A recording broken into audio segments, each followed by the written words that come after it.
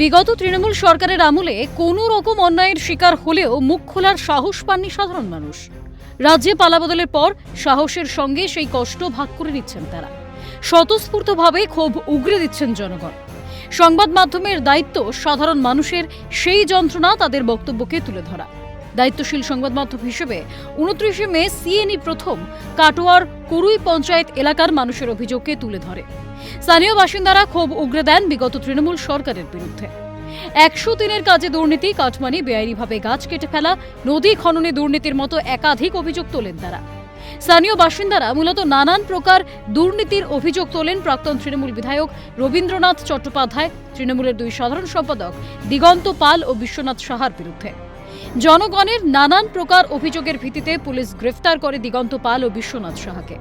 দুজন হয়েছে গ্রেফতার, খুব ভালো লাগছে। শুধু দুজন হলে তো হবে না, এর পিছনে আরও যারা নিচের স্তরের নেতৃত্ব আছে তাদের সকলেই গ্রেফতার হোক, সেটাই আমরা চাই। আর তাহলে আরও খুশি হব। বিধায়কের নামে তো আপনারা অভিযোগ করেছিলেন, তিনি তো এখনো গ্রেফতার হলেন না, কি মনে হচ্ছে? তিনি হয়নি, তেনারও ব্যবস্থা আইন নেবে, সেটাই আমরা চাই।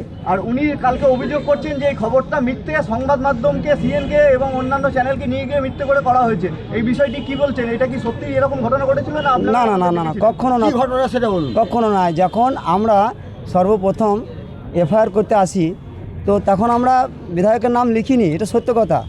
কারণ প্রথম লিখেছিলাম বিধায়কের নাম, কিন্তু সেটা নেয়নি। তারপরে যে আমরা যেটা দিয়েছি সেটা উনি নিয়েছে। মানে প্রথম যখন আমরা বিধায়কের নাম লিখে জমা করি সেটা আমাদের নেয়নি, ওরা বাদে এই নামটা নেওয়া যাবে না। অভিযোগকারীরা নিজেরা স্বীকার করেছেন তারা প্রথমে প্রাক্তন বিধায়ক রবীন্দ্রনাথ চট্টোপাধ্যায়ের বিরুদ্ধে অভিযোগ দায়ের করতে পারেননি, পরে তারা অভিযোগ দায়ের করেন। যদিও জনগণ যে স্বতঃস্ফূর্তভাবে তার বিরুদ্ধে সোচ্চার হয়েছেন তা মানতে নারাজ প্রাক্তন তৃণমূল বিধায়ক রবীন্দ্রনাথ চট্টোপাধ্যায়। পরিবর্তে সিএনকে হুমকি, চোখ রাঙানি প্রাক্তন তৃণমূল বিধায়ক রবীন্দ্রনাথ চট্টোপাধ্যায়ের। জনগণের হয়ে খবর করায় কি গাত্রদাহ প্রাক্তন তৃণমূল বিধায়কের? সিএন টিভিতে প্রথমে দেখালো, তারপরে অরূপের ছেলে তাদের সঙ্গে করে নিয়ে এলো, নিয়ে এসে রাত 9:30টার পর একটা কমপ্লেন করলো। সেই কমপ্লেনে আমাদের নাম ঢুকিয়ে দেওয়া হলো। পূর্ব বর্ধমানের কাটুয়া মহকুমা আদালতে দিগন্ত পাল ও বিশ্বনাথ সাহাকে তোলা হলে দীর্ঘদিন ধরে অত্যাচারিত জনগণ তাদের দেখে ক্ষোভ উগরে দেন। তৃণমূলকে ক্ষমতাচ্যুত তো করেছেন জনগণই, অথচ দলনেত্রী মমতা বন্দ্যোপাধ্যায় জনগণের রায়কে না মানায় পদত্যাগ অবধি করেননি। সম্ভবত সেই কারণেই ভরাডুবির পরও হুমকি দেওয়া, ধমকানোর রাজনীতি থেকে বেরিয়ে আসতে পারেনি তৃণমূল। যদিও সাধারণ মানুষকে ভয় দেখানোর রাজনীতিতে বিশ্বাসী নয় বিজেপি, পরিবর্তে তারা মানুষকে দিতে চান ভরসা। এমনটাই তার বক্তব্যের মধ্যে দিয়ে তুলে ধরেন কাটোয়ার বিজেপি বিধায়ক কৃষ্ণ ঘোষ। অন্যায় বরদাস্ত নয়। যারা যারা এই যে আপনার জব কার্ডের দুর্নীতির সঙ্গে যুক্ত আছে তাদের কাউকেই ছাড়া হবে না। এর সঙ্গে একটা নদীর কাজের টাকা আপনারা জানেন বড় আকারের, সেখানে প্রায় 19,000 জায়গায় 5,000 করে দিয়ে 15,000 টাকা কাটমানি এরা খেয়ে গেছে। ব্যাপক একটা দুর্নীতি কুরুই পঞ্চায়েতে আছে। কুরুই, অগ্রদ্বীপ, জগন্নাথপুর, গাজীপুর, আপনার সুদপুর, শ্রীবাটি, করজগ্রাম, সমস্ত যে এমনকি কাটোয়া পৌরসভা, ডাহাট পৌরসভা, এর এত দুর্নীতি আছে কল্পনা করা বাইরে। আর সবারই বাদশাহ হয়েছে, যেনার নাম আপনারা শুনছেন এনেই, কেন এনার এছাড়ার বাইরে কিছু হয়নি। রবীন্দ্রনাথ চ্যাটার্জি তো যিনি প্রাক্তন বিধায়ক আছেন, সবথেকে বড় যে বিষয়, দেখুন অন্যায় করলে কারোই রেহাই নেই। আমার রাজ্যের মুখ্যমন্ত্রী তিনিও বলেছেন কোনো দুর্নীতির সঙ্গে আপোষ নয়। দুর্নীতি যারা করেছে তারা তার সাজা পাবে। পুলিশ প্রশাসন তারা তাদের সঠিক ভূমিকা পালন করছে, তারা তাদের কাজ করছে।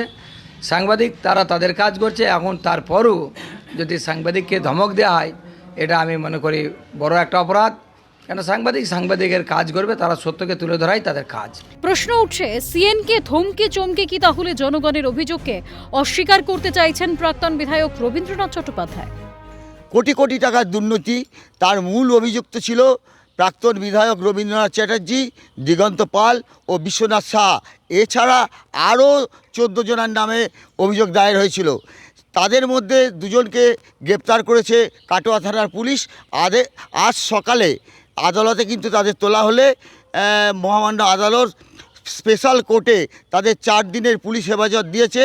কিন্তু প্রশ্ন উঠছে, এলাকাবাসীরা প্রশ্ন তুলছে যে মূল অভিযুক্ত যার নাম রবীন্দ্রনাথ চ্যাটার্জি, সে এখনও কেন গ্রেপ্তার হলো না? এখন দেখার বিষয় কতদিনে মূল অভিযুক্ত গ্রেপ্তার হয়। কাটোয়া থেকে অরূপ সেনগুপ্ত, ক্যালকাটা নিউজ।